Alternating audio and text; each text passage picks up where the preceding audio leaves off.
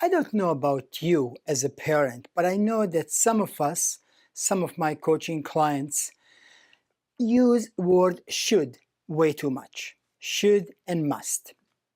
Using word should, even if it's just for ourselves, I should have done that, I should do this, I must do this, is really a not good way, and it does not motivate us to do anything.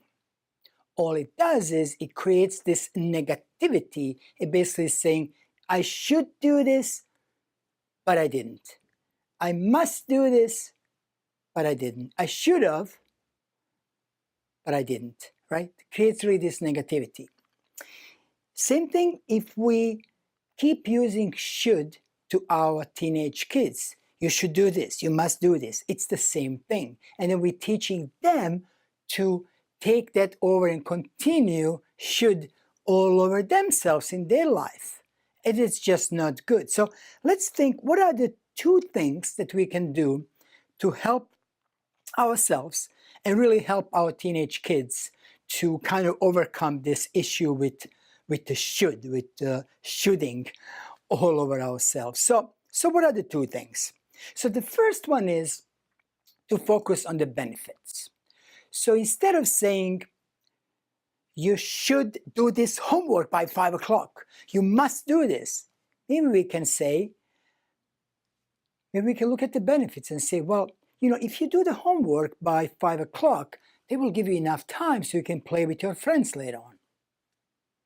Or, it really would be nice if you clean up your room, because then when your friends and family come over, our family, they'll really enjoy seeing that, how, hardworking person you are. So again, focus when it's on ourselves, focus on the benefits. And same thing when we talk to our kids, just focus on the benefits. So that's the one thing.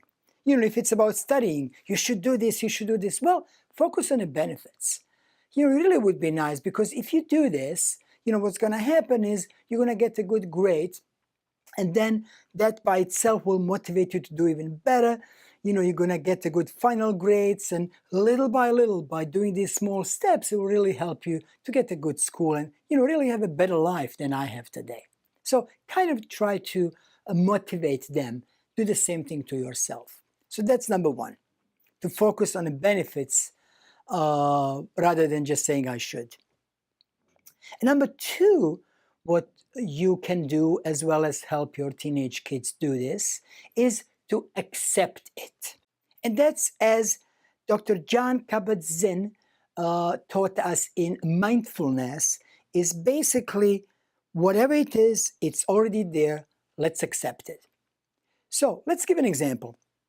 Often we'll say something like, I feel angry, I feel jealousy, I am thinking that I shouldn't be doing this, right? So all these negative things and the feelings. And instead of saying, well, I should really feel good because everything is fine, why do I feel jealousy? Why am I jealous? Why do I feel sad, right? Maybe the other way to look at it is to accept it and to say, look, you feel sad, and that's okay. Do you know what triggered it? What triggered that? What happened by any chance? So, or, kids just come and they feel angry. So instead of telling them, you shouldn't feel angry. Why are you angry? What did I do? Maybe you can say, okay, I understand. You feel angry. Anger is okay. If there was no anger, the world would not change. Do you know what triggered it? What happened?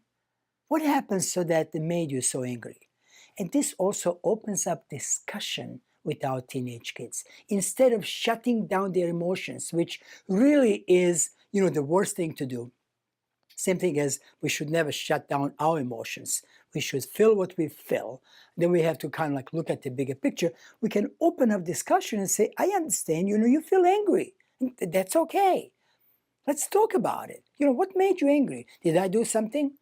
Right? So these two things will really help your teenage kids to instead of just saying I should do this or you telling them you should do this, to, if that happens, focus on the benefits, right? Number one. And then number two, let them accept it. Let them accept it, whatever it is, it's already there. And then just kind of look at it from another point of view.